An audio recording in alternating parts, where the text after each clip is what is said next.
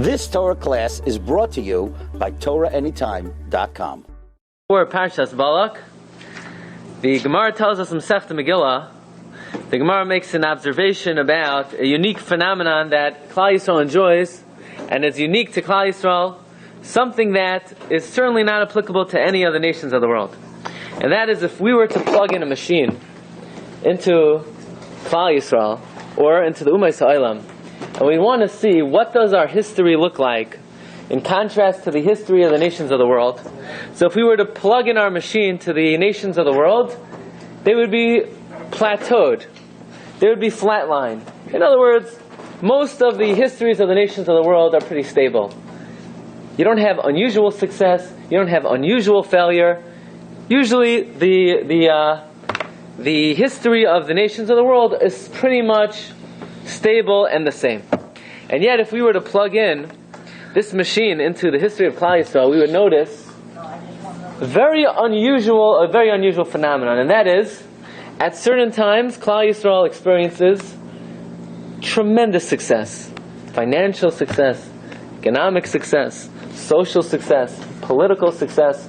There are times in our history that we've enjoyed financial success that no nation has ever enjoyed.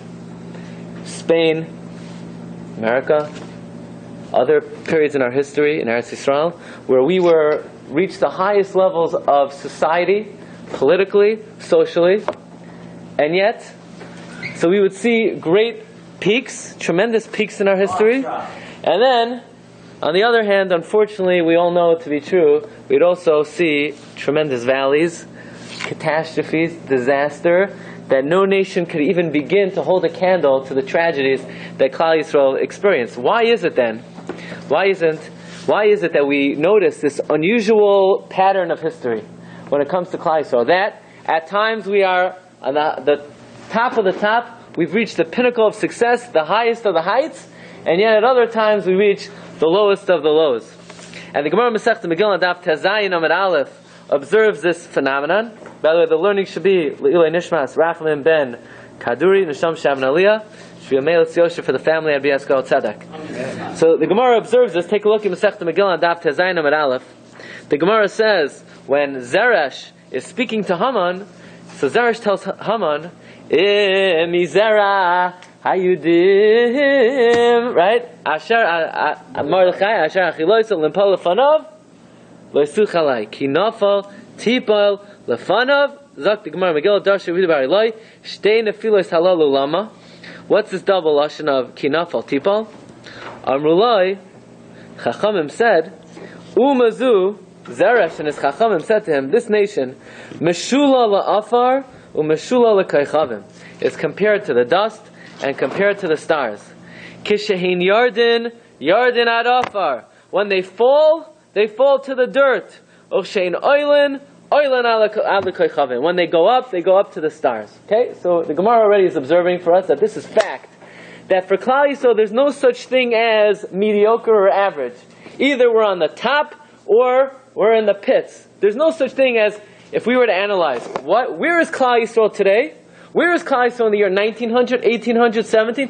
Either we're in the lowest of the lows or the highest of the highs. There's no plateauing. And the question is, why is it? Why has God set up our history? How do we explain this? That either we're like dust or we're like stars. If we would compare the nations of the world to something, we would have to say they're like Main Street. They're like the street. They're like the sidewalk. The sidewalk, it's basically flat. Sometimes there are a few bumps in the road. But basically, the nations of the world, they're like the road that you ride down on. And Klal Yisrael is either like the stars or the dirt. Why? Why is that? But yet, in fact, promised Abraham we would be at the very high of the stars, and as many as the stars. Yeah, and on the other hand, Hashem also promised Abraham that will be like the dust. Right? So why is that? Why is our nation either one or the other? Or the Gemara in Ksubis, Daf Samach Vavam Abeis, look how the Gemara puts it. Balcha Rabbi Yochanan ben Zakkai ve'amar. Rabbi Yochanan ben Zakkai cried and said, Ashreichem Yisrael, the Jewish people are fortunate. Bizman sha'oisen ritzayner shel makom, when we do the will of Hashem, ein kol uma v'lashin shaletas b'hem. No nation could touch us. We're untouchable, we're invincible. When the Jews do what they have to do, they learn properly, they daven properly, they have proper ben adam chaveroi, we're untouchable.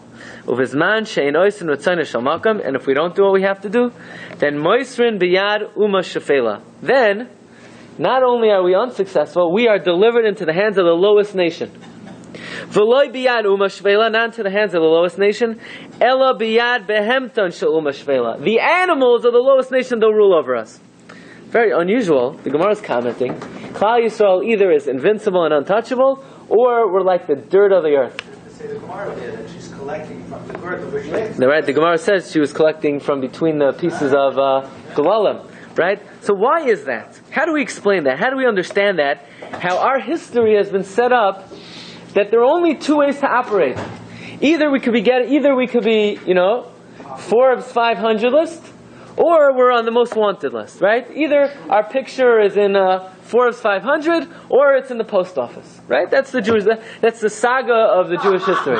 Either we're the highest of the high, or the lowest of the low. There's no in between. There's no in between ground. Goyim, they can't make it in either extreme. They just live. They just go on. They go on. They go on. Why has our history been set up this way? So we come to a number of very unusual psukim in this week's Parsha. Balak hires Bilam, and he says, Bilam, here's a job. I'm going to pay you a lot of money. Curse Klal Yisrael. So Bilam gets up there to the podium. He clears his throat. He's about to give his inaugural drasha, right? So you can imagine, Bilam was a good speaker. He knew how to curse. He was talented with his tongue. So you can imagine his opening line, right? Every speaker knows everything depends on the opening line.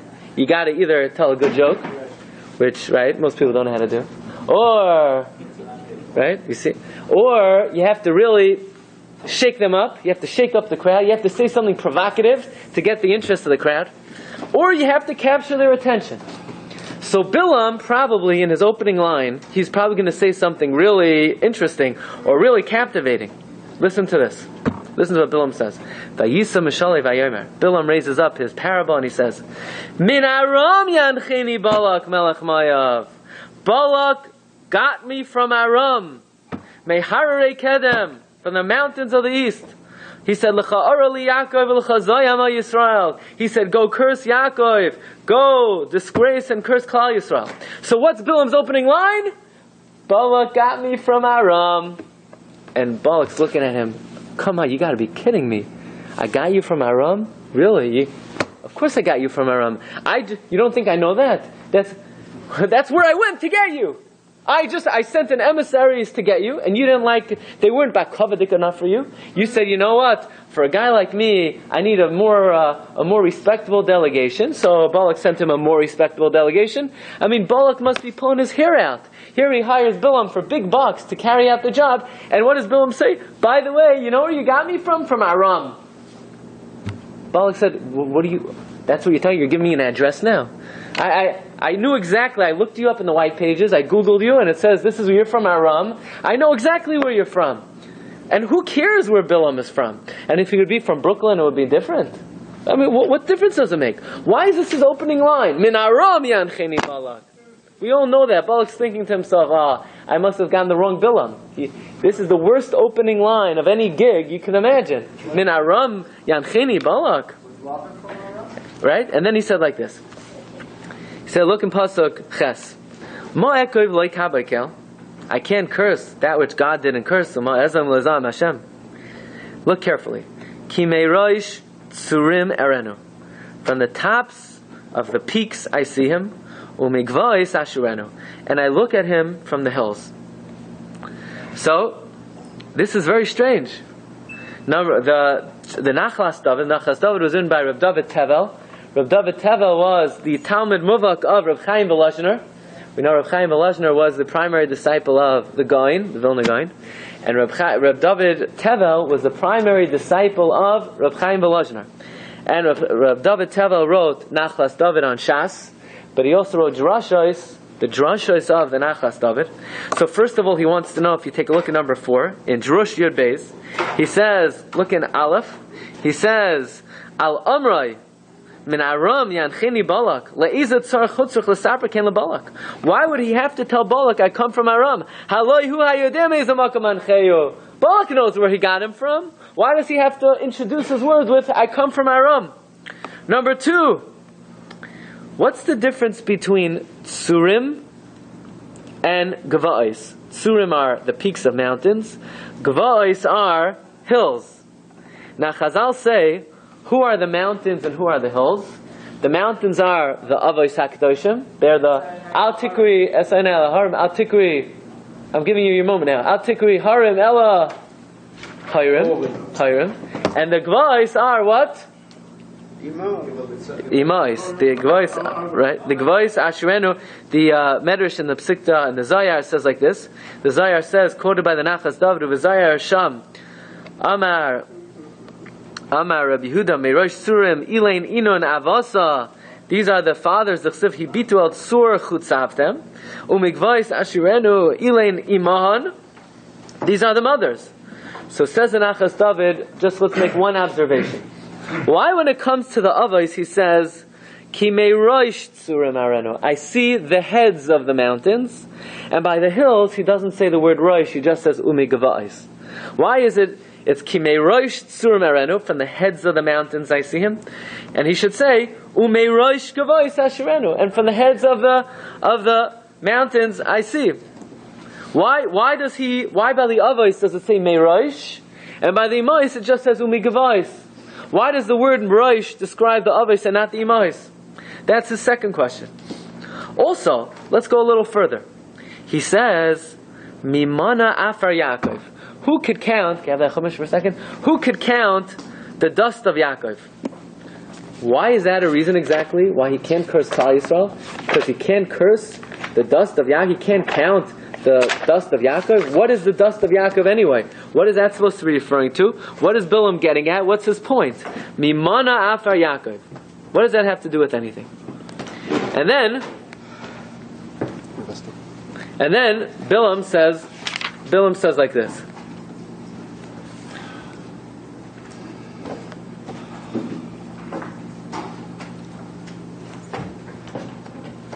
Bilam says, "Uvagoy heinam levadod yeshkain." This is a nation that dwells in solitude. Uvagoyim lo yischashav, and has no connections to the goyim. Why is that a reason not to curse Klal? So what's Bilam's point over here? Heinam levadod yeshkain uvagoyim lo yischashav. What is the point of Bilam Harasha? So these are a bunch of questions that are raised by the Drashos Nachalat David. Number 1, what is Bilam saying? I come from Aram. Everybody knows where he comes from. What does that have to do with anything? Especially he doesn't have to tell Balak that. Number 2, why when it comes to the Harim, does he say Ki Meirosh Surim Arenu, and by the Gvais it's just Umigvais? What is Bilam saying? Uvagoyim lo yischashav. I'm not counted with the goyim. And what's his point? Mimana Afar Yaakov. If I were to ask you, how many fathers do we have? 3, right? Don't make a mistake and say, oh, we have 4 fathers. No, right? We have 3 forefathers, right? The Gemara says in Masechta Brachas, Daf Tezayin Mabez, Tanu Rabbanon, Ein Kairin Avos, Ela L'Shlasha. You're only allowed to call 3 people are Avos. Ve'ein Kairin Imais, Ela L'Arba. Says the Gemara, Avos my timer. Why can't we call more than 3 Avos? So the Gemara said, in other words, why are we saying only 3 Avos? What about Zevulun? What's wrong with Zevulun? Why isn't Zevulun one of our Avos? Why isn't Yisachar? Why isn't Ruvain, Shimon? So the Gemara says, well, maybe you can't call Ruvain an Av, because maybe you come from Shimon. You can't call Shimon an Av, maybe you come from Ruvain. You can't call them Avos. Says the Gemara, if that's the case, then you can't call Rachel and Leah Imahis either, because you don't know if you come from Rachel or Leah. So the reason you can't call Ruvain an Av is not because you don't know that you come from him, because you see from the Imahis, you don't have to know that you come from that particular aim to call them an aim. Says the Gemara,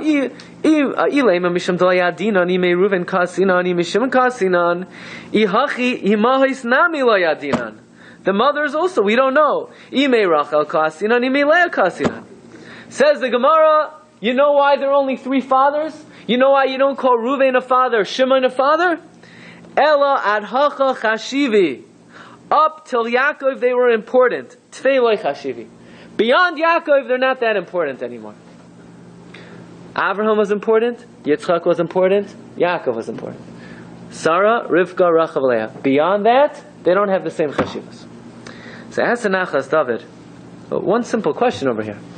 The Gemara is only addressing why those after Avraham, Yitzchak, and Yaakov are not avos. What about those before Avraham, Yitzchak, and Yaakov? Let's say I wanted to call Noach and Av. Why can't I call Noach and Av? Well, why can't I? I like Noach. I like the name. It's easy to say. It's 2 letters. Noach l'shamayim, Noach labriyos. He saved the whole world. By the way, there are only 2 people in the Torah called tzaddik. Moshe is not called a tzaddik. Avram's not called a tzaddik. Noach is called a tzaddik. I want Noach to be my Av. Are you allowed to call Noach Av? No, you're not allowed to. What if I say, you know what? Mesushelach. I love that guy. Mesushelach. Right? He lived over 900 years. That's Arich. Right? Thank you. Exactly. That's Arichas Yomim. Right? He must have had a lot of fish oil. Right? I like that. Right? He didn't die at the Mama. Mesushelach. Why could you call Mesushelach an Av? Are you allowed to? No. How about Shem? How about Shem? Are you allowed? What did Shem do for a living? He didn't. He's a Rosh Yeshiva. Guess what? Yaakov Avinu. What yeshiva did he learn in? He wasn't in Brisk. Yaakov Avinu. He was in the yeshiva Shem Ve'ever. Shem is a Rosh Yeshiva. He taught Yaakov everything. So why can't Shem be an Av? How is Yaakov greater than Shem? So says the Nachalat David, a very important yesod. What makes an Av? What is the definition of an Av? Says the Nachalat David, look at number 6. V'hinei milashon ein karin, in the second paragraph, milashon ein karin avos elu gimel nirabara sheba lishlo kol hadaros harishayim. It's coming to exclude all the earlier generations. V'hema kol hasara daros shemei adam b'yad noach. But I have to ask, once you're down, once you're sitting, that's it. Please, no walking in front of the camera. Thank you. So the Gemara says, V'hema kol hasara daros shemei adam b'yad noach. All 10 generations from Adam until Noach are out. None of them are avos. None of them are avos. Umei Noach ad Avram, they're out. All 20 generations from Adam till Noach, from Noach till Avram. Shekulam einoi koire b'shem avos. None of them are avos. Av shahayu b'hem tzadikim ka'adam. Even though they're all righteous, like Adam, Shes, Chanoich, Mesushelach, Shem, Ever. You know who Chanoich was? Chanoich was the only person in history who was so holy that his soul left his body and he turned into one of the stars. Abraham didn't do that. Yitzchak didn't do that. Yaakov didn't do that. So Chanoich was perhaps one of the loftiest souls that ever lived. And yet he's not an Av. Why is he not an Av? Says the Nachalat David, here's the main reason. The main reason is, what is a father? A father is not just somebody who says Baruch Shepetrani Meyon Shalzeh. He's not just somebody who pays your tuition. A father is in the father, included in the father, kolol in the father, is the koyach of the ben. The father contains in him the son, the grandson, the great-grandson. A father is someone who incorporates, and under his auspices, so to speak, under his umbrella, under his control, under his ability, is the son and the grandson and the great-grandson. A father who does not contain in him the future generations, even if he physically is the progenitor of the future generations, is not a father. A father is someone who is included in him the next generation. And therefore Adam had in him Cain and Hevel. Noach had in him Shem and Ever. Terach had in him Avraham, and that's it. He didn't have in him grandchildren, great-grandchildren, great-grandchildren. You know why? Because by definition, Abraham Avinu cannot have children. You know, Abraham was not just somebody who was incapable of having children. It's not just, Abraham was a little bit infertile. It was very unlikely for him to have children. Chazal say he was an akar. He was impotent, could not physically have children. Chazal say he was a tumtum. Okay, that means it was physically impossible. Sarah Yimenu, was not just an akara. Sarah Imenu was not just infertile. She was an akara, but she wasn't just an akara. The Gemara in Yavama says, Sarah Imenu ailanus haisa. And ailanus means she did not have a womb. Which means, if you were to look into the spiritual DNA of Abraham, there would be no children, grandchildren, and great-grandchildren. Therefore, is Terach our father? No. We have nothing to do with Terach. Had it not been for a special miracle that God supernaturally allowed Abraham and Sarah to have children, Abraham and Sarah would never have descendants. Why did the Rebbeinu Shalom do it that way? Because the Rebbeinu Shalom wanted us not to have any connection with Adam, with Noach, with Shem, with Mesushelach, with Shes, with any of the earlier generations.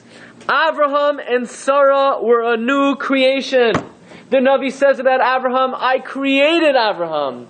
I was Boirei Abraham. Yitzartiv, I created him. Had it not been for the special miracle, Abraham never would have had children.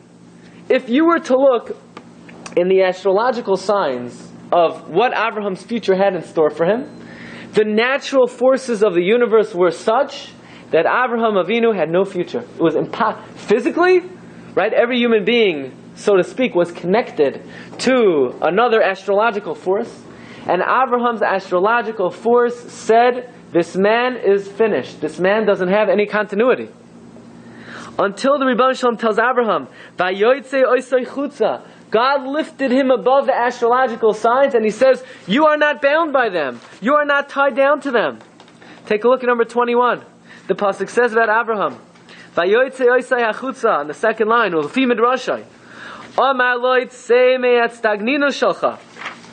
Leave your astrological signs. Sheroisa b'mazolos. You see in the sign she'eno asur lahamed ben that you're not going to have a son. Avraham ein lo ben. Avraham doesn't have a son. Aval Avraham yesh lo ben. Avraham will have a son. Sarai lo teled. Aval Sarah teled. I will call you a new name and change the mazel. And then Rashi says another pshat. God lifted Abraham above the stars. He lifted him above the Kochavim. And He says, look down. In other words, Abraham, you come from a source above and beyond the forces of nature. So says the Nachalat David, physically, naturally, Abraham had no way to have any continuity. In the physical forces of the universe, there is no way for Abraham to continue. Says the Nachalat David, we're in number 6, about 14 lines up, where it says, V'nimtza, ki ein bohem koyach hazera shel ha'avos ha'koidmin v'toldosam. Abraham and Terach and the generations before did not originally have in them the ability to procreate. Efes, however, k'HaKadosh Baruch Hu beracham of God in His mercy, higbia meyal l'darkei hateva. He raised Abraham up above the forces of nature. K'hakosav vayosei osei achutza, vayomer lai habeina hashamayma. Ubasal zeh mitas drashas Chazal, that Hashem raised Abraham above the sun, above the moon. Ubara oisam bria chadasha. After He created them, after there was no hope, Sarah was, right? Sarah no longer had oirach kanashim. So now we understand why we could only call 3 people our fathers.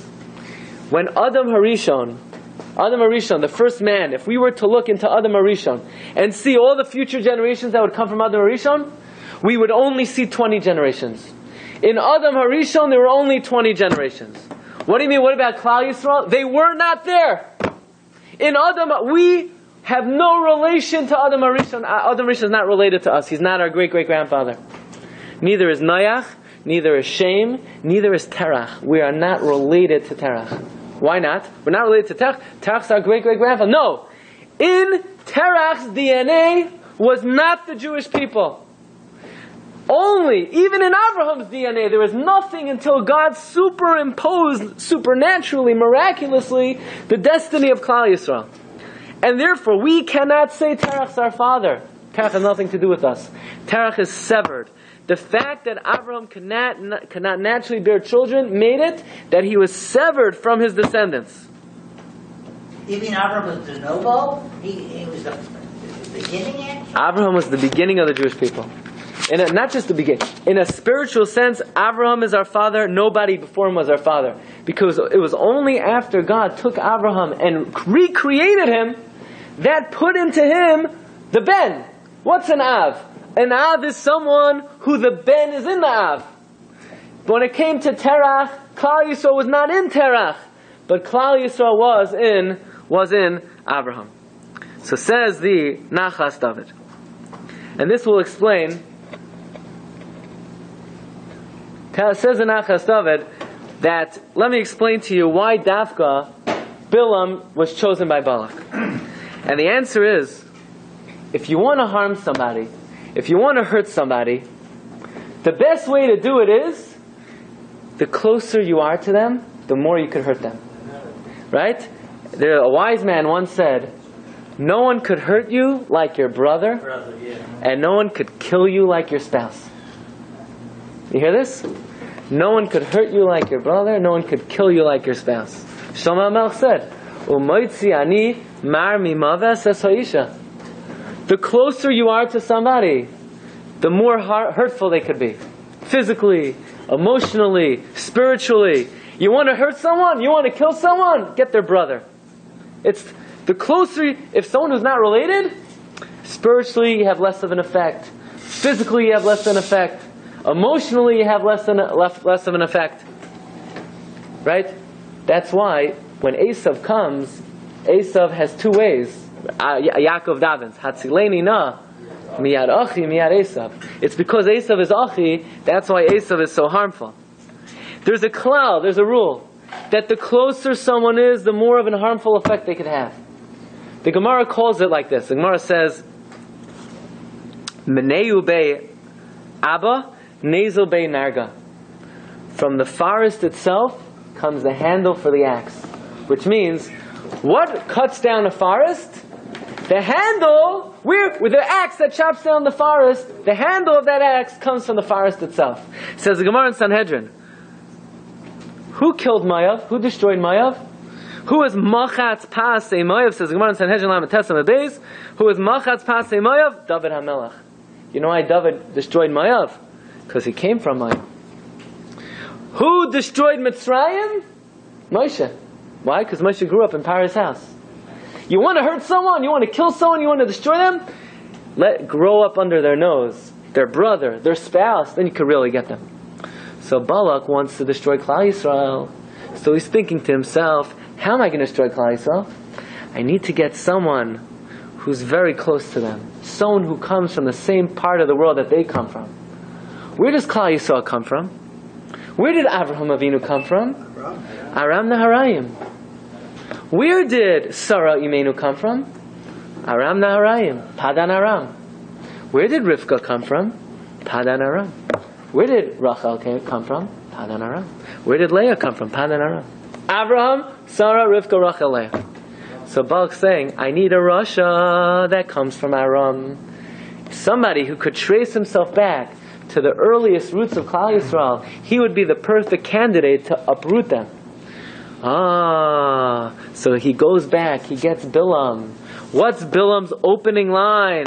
Why am I the guy for the job? Min Aram yancheni Balak. Balak got me from Aram, the ancestral home of the Jewish people. We're mishpacha. I'm a brother. When a brother's your enemy, you're in big trouble. You're in big trouble. That is Bilam's opening line. Min Aram yancheni Balak. We come from the same place, right? We come from the same city. And especially if we say, like the Targum Yonasan ben Uziel, that who was Bilam? Bilam was none other than Lavan himself. Take a look in Targum Yonasan ben Uziel, number 9. Bishadar Izgedin, and he sent messengers, Levas Lavan to Lavan Arami. Who Bilam? Lavan is Bilam. Bilam is Lavan. You got that? You mean from the line of Bilam is Lavan. Mamish. Now, if you look in the Ben Yehoyah, there are different opinions. Some say he was the son of Lavan. Some say he was the grandson of Lavan. Some say he was the great-grandson of Lavan. Some say he was the Gilgal of Lavan. And some say he was Lavan. Now, if he was Lavan, he lived 500 years. That's a long time. Remember I told you about the fish oil from Mr. Shelach? Right? So especially if you say that Bilam was Lavan, so now I'll tell you a little secret. That every single person in this room comes from Lavan. You know, do you come from Rachel? Maybe not. Do you come from Leah? No, who knows? We don't know. But Lavan you definitely come from. There's not one person in this room whose Elta Zayda wasn't Lavan. Why? How about the Shifas? Shifas weren't. There are opinions also that they were daughters from Lavan from a different wife or from a Pilagesh. But Rabbi say, Lavan the Zayda, so now Balak is not just getting someone from our ancestral land, he's getting our own relative. By the way, the Marsha Masechta Megillah points out that we know when you're Maver Sedra, you lay in the Psukim twice and you lay in the Targum once. Why? What's the Indian? Why was Targum translated into Aramaic? Why Aramaic? Aramaic comes from what country? Aram. You know why we hold Aramaic so dear? The Gemara is in Aramaic, Targum is in Aramaic, because this is the language of our Zayda Lavan. This is the language we spoke. We grew up. Jews grew up speaking Aramaic from Lavan. Lavan would say, Tashma. You want to hear a story? When Lavan wanted to tell Shimon a little story, he'd say, Tashma, right? He would tell them a shtickle Aramaic, right? He would say, Kimeduma li she'en lecha mach b'karkatcha. Right? That's what? That's why I call him Feta. Yeah. So therefore, it is not coincidental that Bilam begins his speech min Aram yancheni Balak. He dafka began his speech because he's explaining why he's qualified. He's explaining his credentials. Before you start a job, resume please. The top thing on the resume is, who does he have smicha from? Where does he come from? I come from Aram. That is the first credential on his resume. Now, for Bilam to be able to attack Klal Yisrael, it's not enough to attack them head on. Everybody knows, you want to cut down a tree, don't cut down the tree, it could always regenerate. You need to uproot it from the source. You need to be oiker it from its source. So Bilam is gazing not at the Jewish people, he wants to uproot them from the source. What's the source of the Jewish people? The Avos HaKadoshim, Abraham. So Bilam says, let me see over here. Where do I have an angle? Where am I able to uproot the Jewish people from? Well, what's my commonality with them? We both come from Aram. Who comes from Aram? Abraham, Sarah, Rivka, Rachel, Leah. Ki meirosh tzurim arenu. When it comes to the Avos, it's meirosh. It's only Abraham. Yitzchak didn't come from Aram. Yaakov didn't come from Aram. When it comes to the Avos, it's ki meirosh tzurim arenu. But umigvais, when it comes to the Imais, it's all of them. Sarah, Rivka, Rachel, Leah. When it comes to tzurim, it's meirosh. When it comes to gvais, it's all of them. That is why, if you look throughout Parshas Balak, every single thing that Bilam does is specifically to counteract the Avos. For example, take a look in number 11. We know that Bilam was Vayashke Bilam Ba'boiker. He woke up early in the morning. Vayachavoshes Hasoinoi. So Rashi says, Hasina Mekalkelas Asashura. God says, what do you think you're doing? Kvar Kadamach Avraham Avinu already beat you to it. He woke up early for the Akedah. So what is this? It's like a ping pong match? It's like a boxing match? Avraham woke up early for the Akedah. Bilam woke up early to curse Klal Yisrael. Well, it's like Bilam is coming to counteract. Yeah.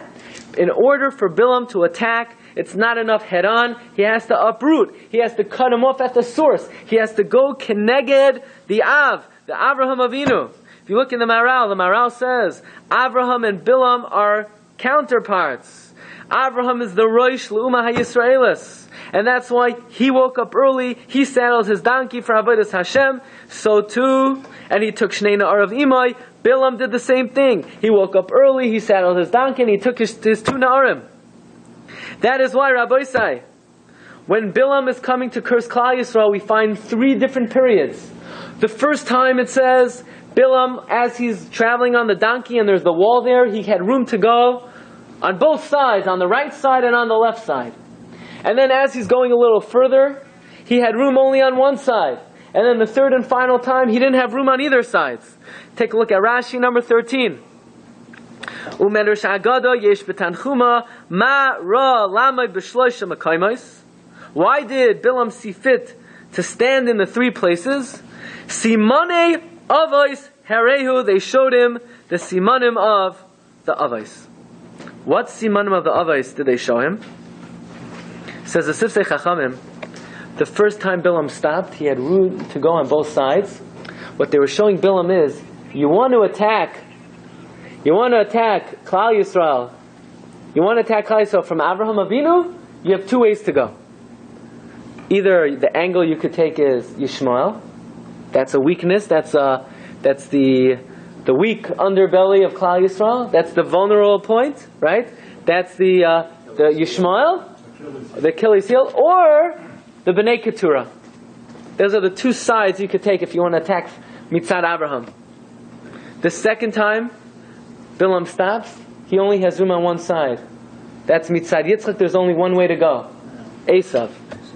But the third time he stops, he can't go to the right, he can't go to the left, because Yaakov Avinu, Haisa Mitase Shlema, all of his children were perfect, and that is where Bilam was headed.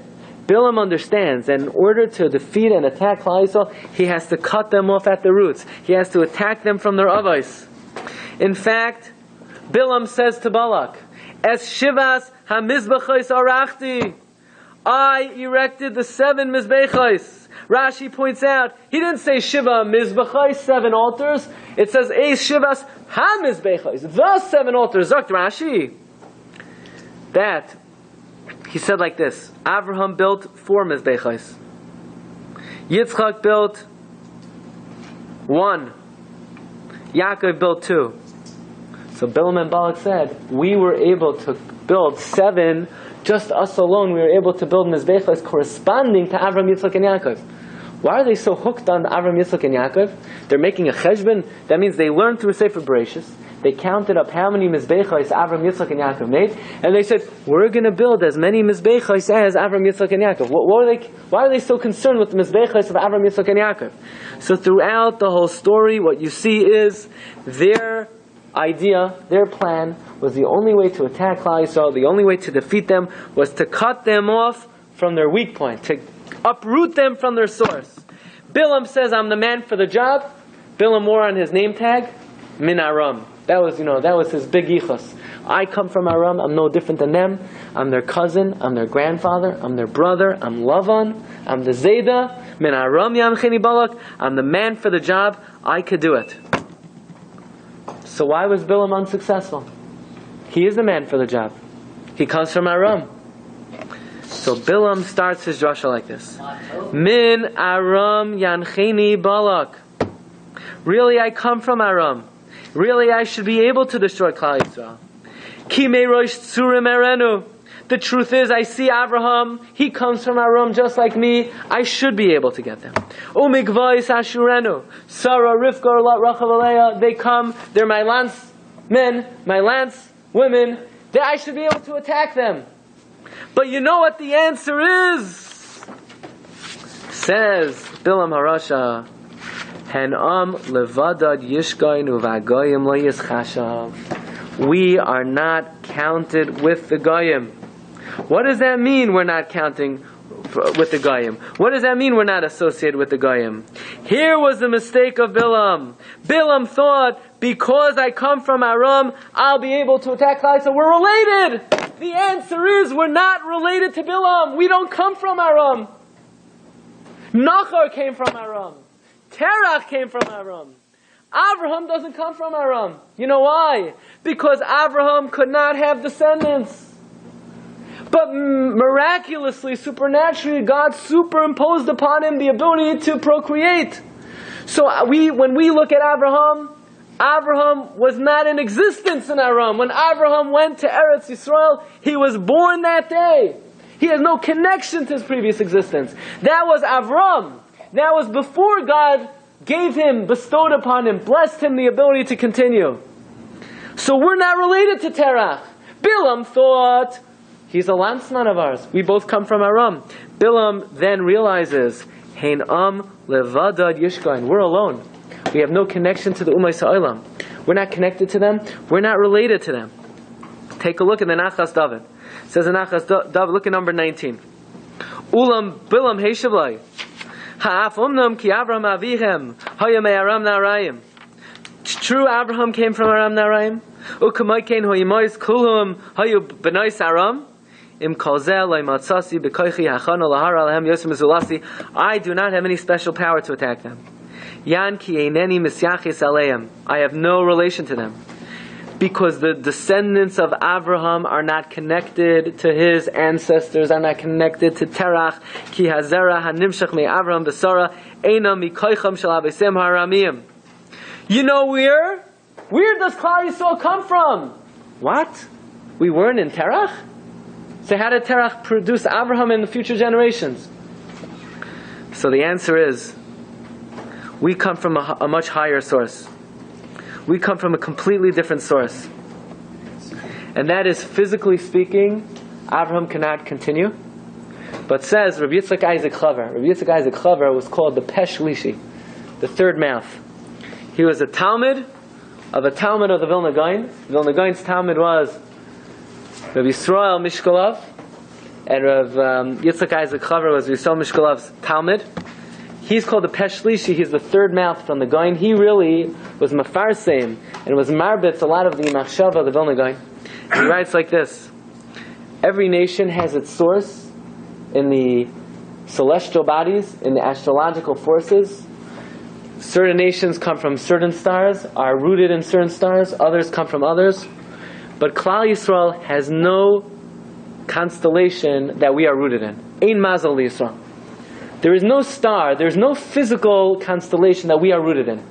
The question is, if there's no physical constellation that we're rooted in, then what is our source? What luminary are we rooted in? We know every nation has to be rooted in some kind of luminary, some kind of light source.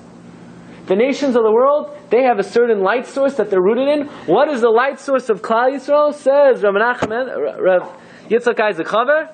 Our light source is Kiner Mitzvah v'Torah are. Our luminary is a Torah. And therefore, Abraham looks into the stars and he says, by the natural forces of the world, there will be no Klal Yisrael. I am finished. I'm over. No more descendants.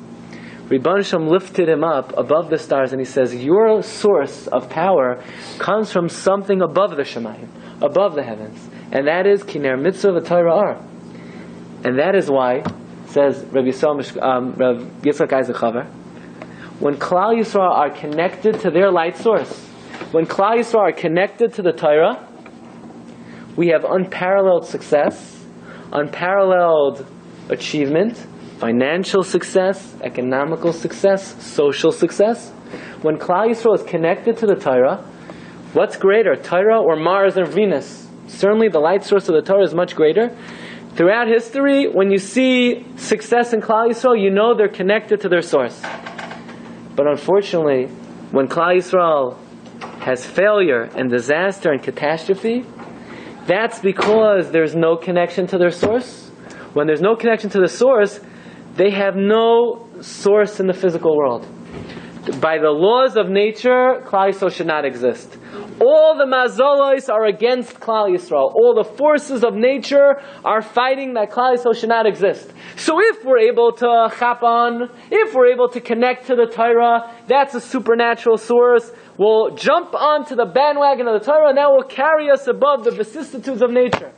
But if we cannot connect to the Torah, not only we're not going to be miserable, we're not going to be unsuccessful, we're not going to be low on the totem pole, we can't exist. The Jewish people cannot exist. Ein Mazal Yisrael is a good thing and a bad thing. It's a bad thing because if we don't have the Torah, we can't exist. And it's a good thing because if we do have the Torah, we have unparalleled success. So Bill... How can we lose the Torah? I don't understand. What? How can we lose the Torah? We can lose the Torah. But if we let up our grasp of our connection to the Torah and observance and limud Torah, then we're letting go of life itself. Eitz Chaim Hi means the source of life for Klal Yisrael is the nations of the world are rooted in the constellations. Constellations are always there. The Shamayim is always there. The nations of the world, they're constant. They're plateaued. They're flatlined. There are no peaks. There are no valleys.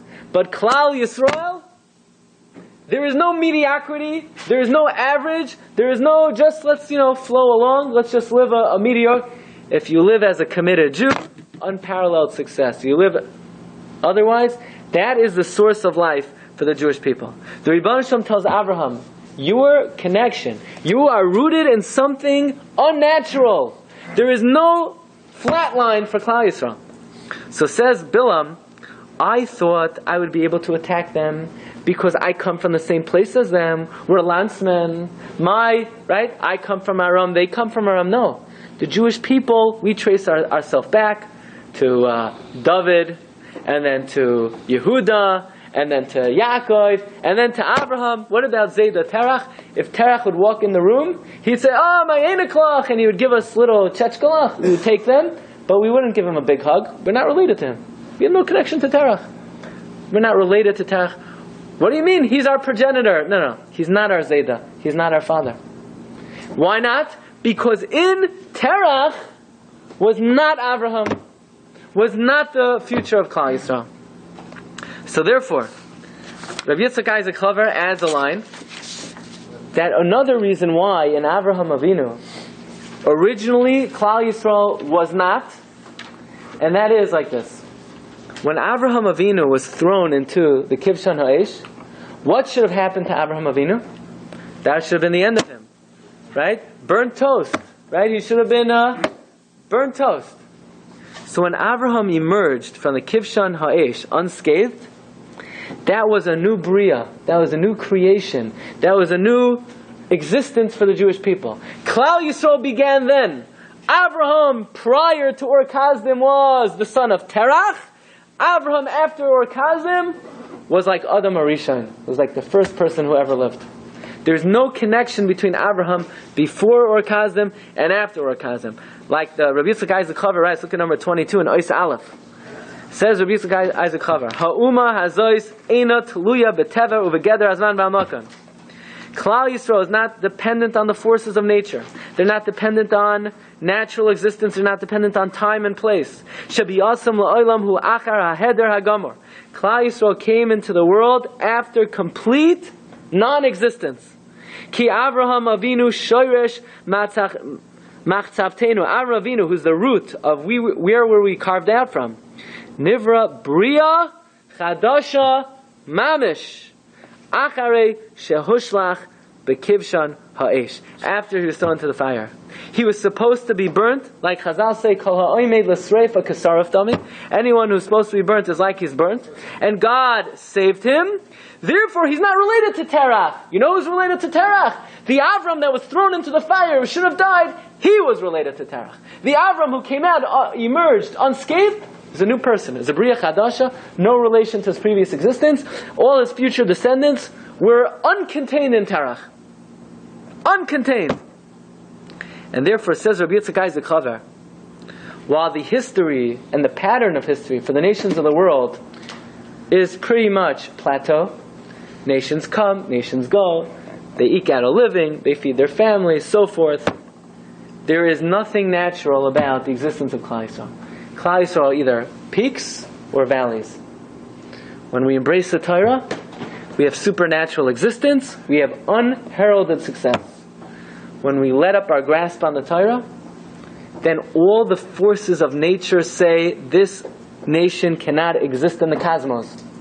Right? If we were to look up into the heavens, we would see 70 different constellations. One would say Rome, Italy exists.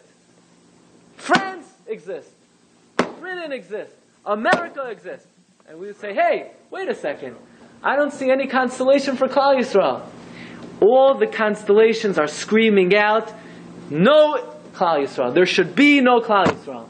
All the forces of nature, gravity, E equals mc squared, the expanding universe, all the forces of physics are screaming out, what in the world is this nation doing here?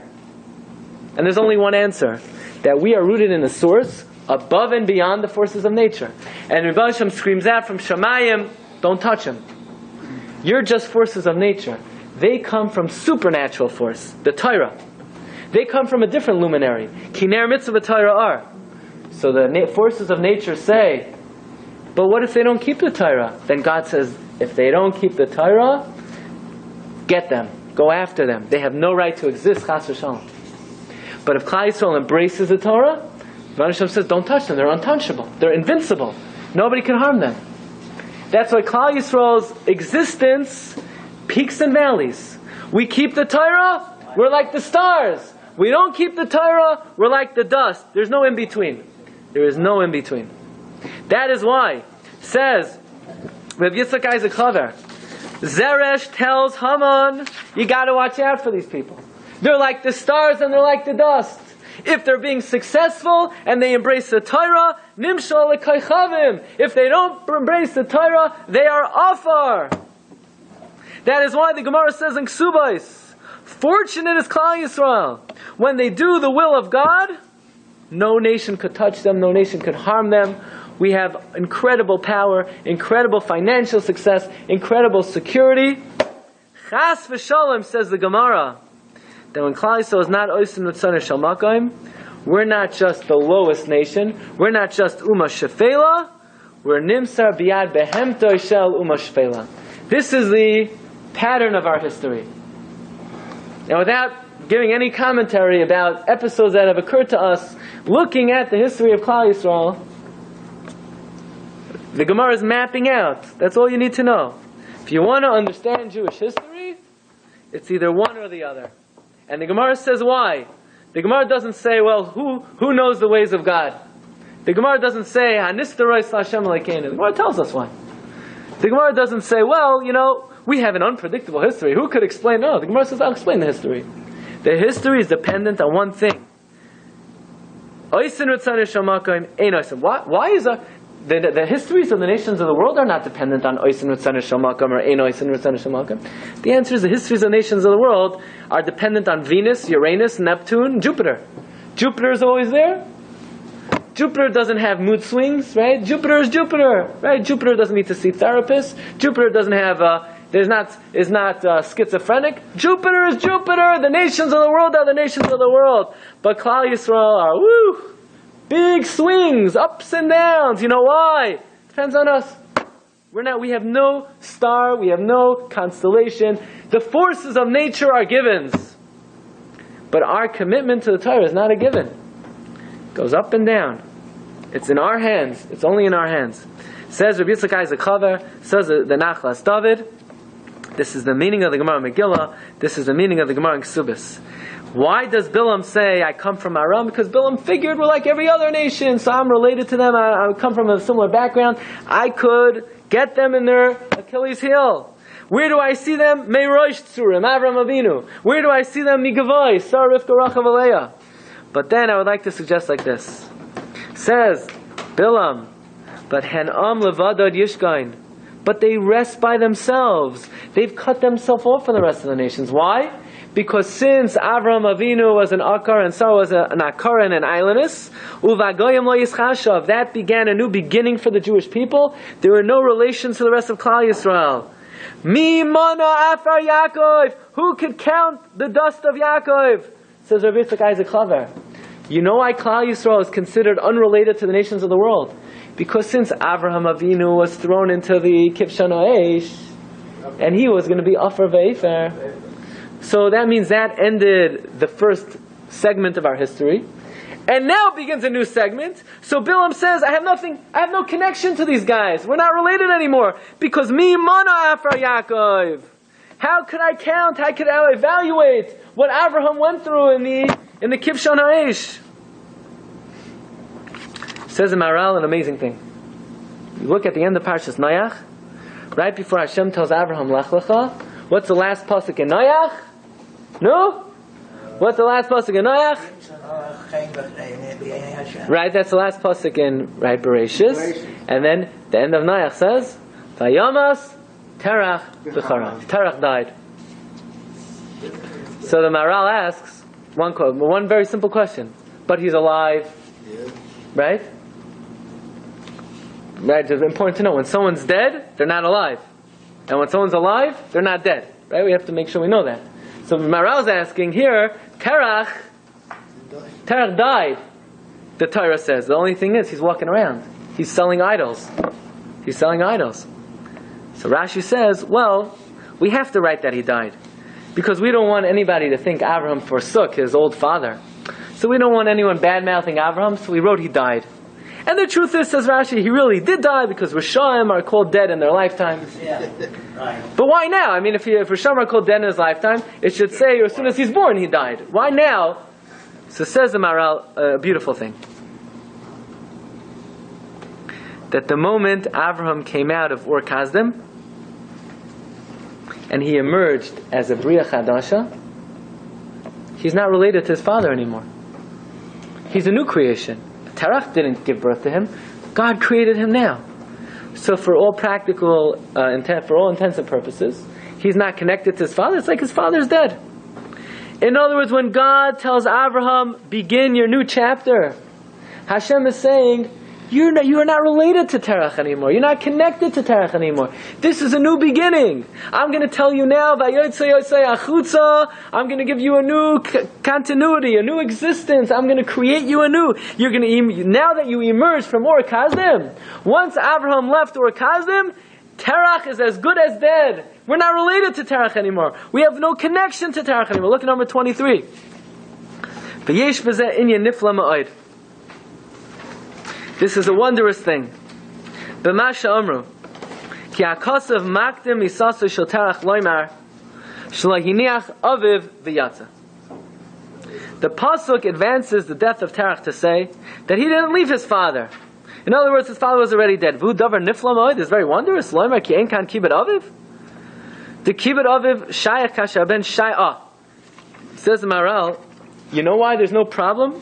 Abraham was not violating kibbut avim. Because kibbut avim is only if your father's related to you. Bekan lo haya Abraham nikshar in terach kasher haben mesyachas elaviv. And in this instance, now that Abraham came out of Ur Kasdim, Abraham's no longer related to Terach. Abraham was a beginning. Neizeh makdim akasam nisasa shel Terach loymar ki inyan Abraham eno nikshar im aviv Terach klal. Rak haya Terach v'chol chayav v'silukai. In other words, when Abraham comes to the scene, we take Terach and we throw him under the rug. We say that was in a previous existence. Hashem is now creating Abraham anew. In other words, he says, conceptually, Terach was old news. Terach is over the hill. Now begins a new chapter. So Rabbi, so what we're learning is a very fundamental principle. And that is the existence of Klal Yisrael is different than the existence of all the nations of the world. All the nations of the world have their roots in the laws of nature. They're rooted in the natural world. Klal Yisrael is not rooted in the natural world. In fact, the natural world counteracts Klal Yisrael. The natural world, if God will leave things up to Teva, we could not exist.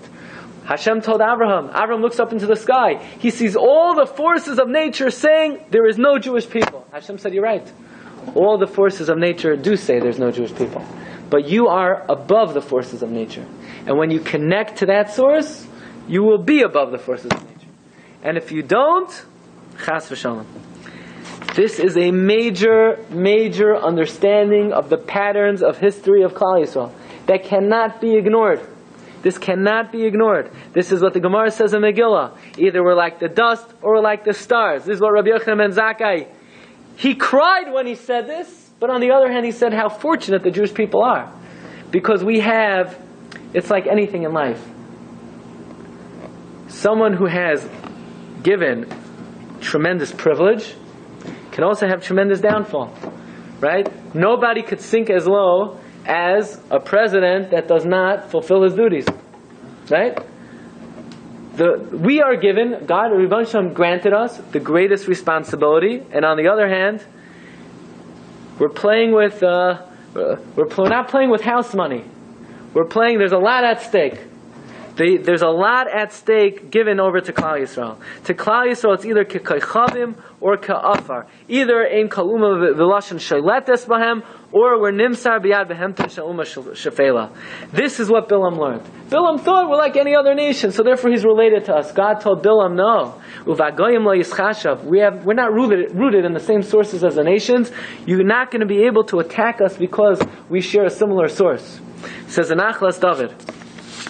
In Zechroinos on Rosh Hashanah, we say like this: V'gam es Noach b'yahava zacharta. God, you also remembered Noach. V'tifkedeo b'dvar Yeshua v'rachamim. You remembered him for salvation and mercy. Al kain zechroinoi ba lefanach Hashem lekeinu. And we say like this, right? We say V'gam es Noach b'yahava zacharta v'dvar Yeshua v'rachamim. Gam Al kain zechroinoi ba lefanach laharba d'arasem. It says Ugachal Hayom. Says the Nachalat David in conclusion. What do we mean that because Hashem remembered Noach, therefore his memory came before you to increase his descendants like the dust of the world? It says the Nachalat David. What do we mean v'games Noach? What do we mean v'games Noach? In Zechroinos we say Hashem remembered the tzaddikim, Hashem remembered Klal Yisrael Mitzrayim, Hashem remembered the Jewish people. We don't say v'gam es Yisrael, v'gam es Yisrael. When it comes to Noach, it's v'gam es Noach. V'gam means, let's throw Noach a bone. We'll throw him a bone. No, Rebbe Shem also remembered Noach. Why are we throwing Noach a bone? Because really we have nothing to do with Noach. We're not related to him. We have no connection to him. He's not part of the Jewish people. We don't attribute our success to him. We don't invoke Zechus Noach. Man, did we ever down in Shalom save us in the merit of Noach? Nothing Noach ever did can and will ever help us. But he's still considered tzaddik. He's a good guy. A lot of good guys. But it has nothing to do with the Jewish people. You know why? Why not? Why doesn't Noach have anything to do with Jewish people? Because if you looked in Noach's DNA, there were no Jewish people.